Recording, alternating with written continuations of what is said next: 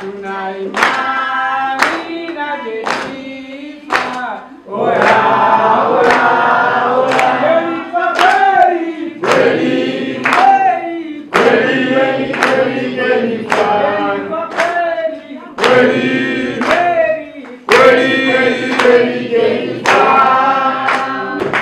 Nikiwa kama mwenyekiti wa umoja wa vijana wa wilaya hii ya Kishapu, nimeona nifanye ziara ya kata kwa kata pamoja na kamati yangu ya utekelezaji.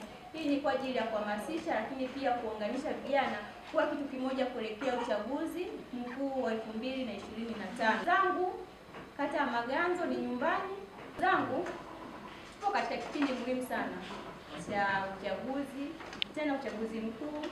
Kwa hiyo vijana si watu wa kupuuzwa. Sawa, tunatakiwa kuleta mabadiliko yaliyo ya kweli. Hatima ya nchi hii iko mikononi mwetu sisi vijana. Tunatakiwa tuwe na maarifa, lakini pia tuwe na misingi iliyo bora katika kuhakikisha tunajenga taifa letu. Na cha kwanza kabisa, mnatakiwa mshiriki kuhamasisha vijana wengine huko mitaani, lakini pia mashuleni, na jizani kuna vijana wengi sana kule. Tunatakiwa tuhamasishe kushiriki uchaguzi mkuu wa 2025. Sisi kama vijana tunatakiwa tuwe sehemu ya mabadiliko. Tunatakiwa tujitokeze kugombea nafasi mbalimbali. Nadhani katibu, lakini pia na katibu hamasa amezungumza na mjumbe pale amezungumza akasema kwamba tunatakiwa tujitokeze kugombea nafasi mbalimbali, aidha udiwani, ubunge. Ukijiona umejipima, ukajiona mimi nina uwezo, naweza, achukue fomu. Nadhani ni tarehe moja tu hapo, tarehe moja sio kama siku 10.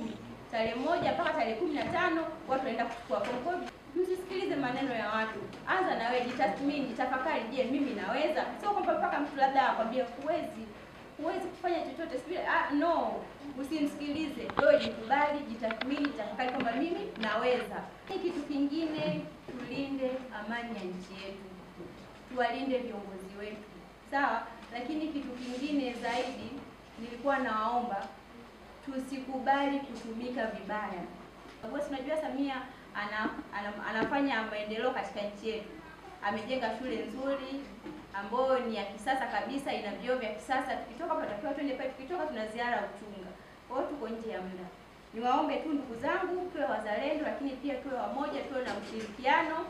Lakini pia nilisahau kutoa shukrani zangu kwenu kwa kuniamini na kunichagua kwa mwenyekiti wenu umoja wa vijana.